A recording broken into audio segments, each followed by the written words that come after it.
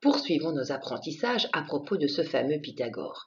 Grâce à son énoncé, dans tout triangle rectangle, le carré de la longueur de l'hypo est égal à la somme des carrés des deux autres longueurs de côté, nous sommes capables de calculer la longueur de l'hypoténuse. Eh bien oui, grâce à cette relation mathématique, à cette sorte d'équation mère, qui me permet d'identifier la longueur de l'hypo en réalisant tout simplement une somme entre deux carrés. Mais je suis également capable d'identifier la longueur d'un des cathètes. Et pour ce cas de figure, dans les exercices, ça sous-entend que la longueur de l'hypoténuse est connue, que la longueur d'un des cathètes est connue également, et que c'est l'autre longueur de côté de mon angle droit que je dois identifier, ou autre configuration possible serait celle-ci. Mais dans ces deux derniers cas de figure, ça sous-entend qu'au niveau de mon équation mère, je vais soit devoir isoler le cathète numéro 1, soit devoir isoler le cathète numéro 2. Et donc, je vais devoir manipuler cette équation mère et je me retrouve non pas avec une somme entre deux carrés, mais bien une différence. Ça, c'est au niveau de ma première formule, de ma première relation mathématique qui me permet d'identifier des longueurs de côté, mais il en existe deux autres. La deuxième formule est appelée la relation métrique numéro 1 et c'est celle que je vais exploiter dans ce montage. Suivra un autre montage où je vous expliquerai la troisième formule appelée la relation métrique numéro 2. C'est parti! Deuxième formule liée au triangle rectangle, la relation métrique numéro 1. Alors, qu'est-ce qu'elle nous dit celle-là? Eh bien, d'abord, elle nous dit que vous allez devoir retenir, mémoriser l'équation mère.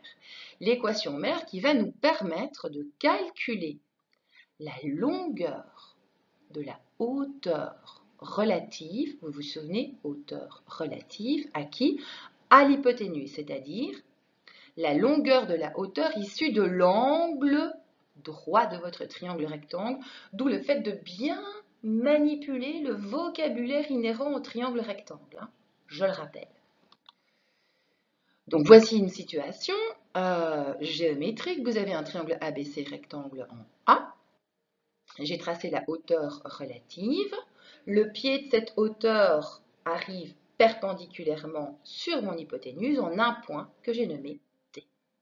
Eh bien, que nous dit cette relation métrique? Et attention, ne surtout pas mélanger avec l'énoncé du théorème de Pythagore. C'est que dans tout triangle rectangle, le carré de la longueur de la hauteur relative à l'hypoténuse est égal, faites gaffe, au produit des longueurs de segments qu'elle détermine sur l'hypo. Qu'est-ce que ça veut dire? Avant de la retenir par cœur, celle-là, il faut la comprendre. Donc, ça veut dire que la hauteur AD subdivise mon hypoténuse en deux segments, à savoir CD et DB. Donc, AD est mon inconnu pour identifier mon équation mère. Je vais l'identifier grâce à ma relation métrique 1, puisque c'est celle que je suis en train d'exploiter.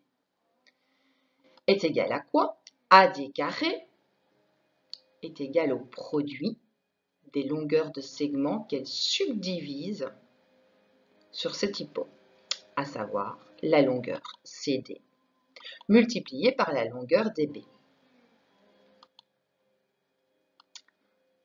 Petit truc. Alors, le petit truc, vous vous souvenez dans Pythagore, le petit truc c'était, il fallait que toutes les données se centralisent au niveau des côtés du triangle, que ce soit au niveau des cathètes ou de l'hypo, que ce soit des valeurs connues ou pas d'ailleurs. Ici, vous voyez que toutes les données se centralisent sous forme de râteau. Donc, ça veut dire que toutes les infos, connues ou pas, bien sûr, votre question doit être insérée dans votre équation mère, se situent soit sur le manche de votre râteau, soit sur les parties qui composent justement ce qui sert à gratter. Donc, ici à nouveau, j'ai trois possibilités. Soit dans les énoncés, on va vous demander tout simplement de déterminer la hauteur relative à votre hypo. Bien sûr, ça sous-entend que vous connaissez les longueurs de segment déterminées sur votre hypoténuse. Ou alors, vous connaissez la longueur de la hauteur relative. Il y a une des longueurs de segment sur l'hypo que vous ne connaissez pas.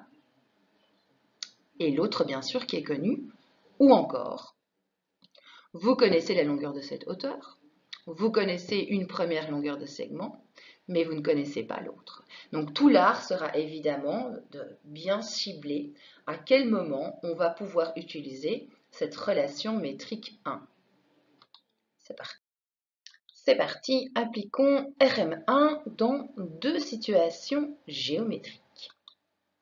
Comment va-t-on déterminer les longueurs manquantes? Premier exercice. La longueur qui est manquante, c'est la longueur CD. Alors, est-ce bien RM1 qui va être utilisé pour lien mathématique? Regardons un petit peu. Eh bien oui, on voit bien que la configuration des différentes valeurs, des différentes données, connues ou pas, se centralise sous forme de râteau. J'utilise donc bien RM1 qui me dit que la longueur de la hauteur relative élevée au carré de l'hypoténuse, à savoir AD carré, est égale au produit des longueurs de segment qu'elle va déterminer sur cette même hypo, à savoir CD multiplié par DB. Reste maintenant à injecter dans l'équation mère les différentes valeurs connues. 2 racine carrée de 3 élevé au carré étant égal à mon inconnu, la longueur CD, multiplié par 5 racine carrée de 3. Mon inconnu étant à droite, étant positive, je vais la laisser à droite. Qui vais-je neutraliser? C'est 5 racine carrée de 3. Mais attention, avant ça, je vais d'abord effectuer le carré de 2 racine carrée de 3. Ce qui me donne 12. Bien oui, vous n'oubliez pas, 2 fois 2 me donne 4. Racine carrée de 3 fois racine carrée de 3 me donne 3. 4 fois 3 me donne bien 12.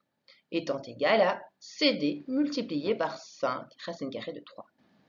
J'isole CD, je vire 5 racine carrée de 3 qui est un facteur, je le neutralise en le divisant par lui-même, il apparaît sous forme de diviseur dans le premier membre. Je me retrouve alors avec 12 sur 5 radical 3 étant égal à mon inconnu. Et là, il n'y a pas un truc qui vous choque? Merci, Madame Sheridan. Je ne peux pas avoir de racine carrée sous un dénominateur, ça n'est pas possible. Je dois rendre ce dénominateur rationnel et j'y vais, je fonce. Donc, je vais multiplier ce dénominateur par racine carrée de 3.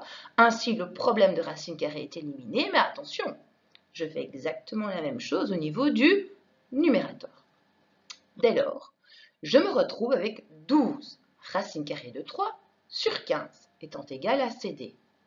Et là, il n'y a pas un truc qui vous choque? Eh bien oui, convention d'écriture des fractions, Madame Sheridan. Je dois impérativement rendre cette fraction irréductible. Or, 12 et 15 ont un PGCD 3. Conclusion, je vais me retrouver avec une longueur CD étant égale à 4 racine carrée de 3 sur 5. Exercice 2. Dans l'exercice 2, c'est DB qui est manquant. La longueur DB, c'est-à-dire une longueur déterminée sur l'hypoténuse grâce à la hauteur relative de celle-ci.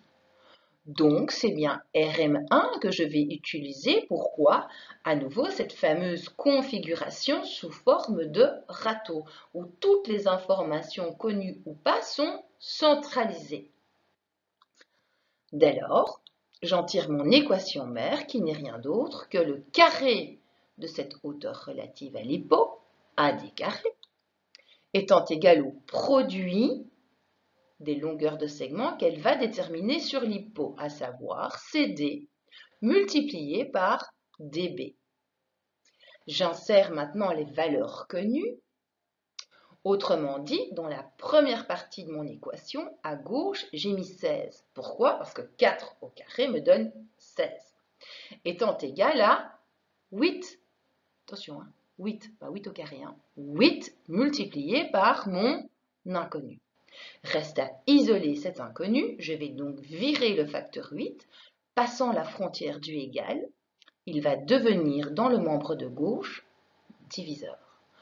Or, 16 sur 8 étant égal à la longueur dB, j'en ai pas fini avec celui-là. 16 huitièmes est une fraction que je vais pouvoir réduire en effectuant la division de 16 par 8, ce qui va me donner pour réponse finale la longueur dB étant égale à 2. Et on en a fini pour RM1. La suite.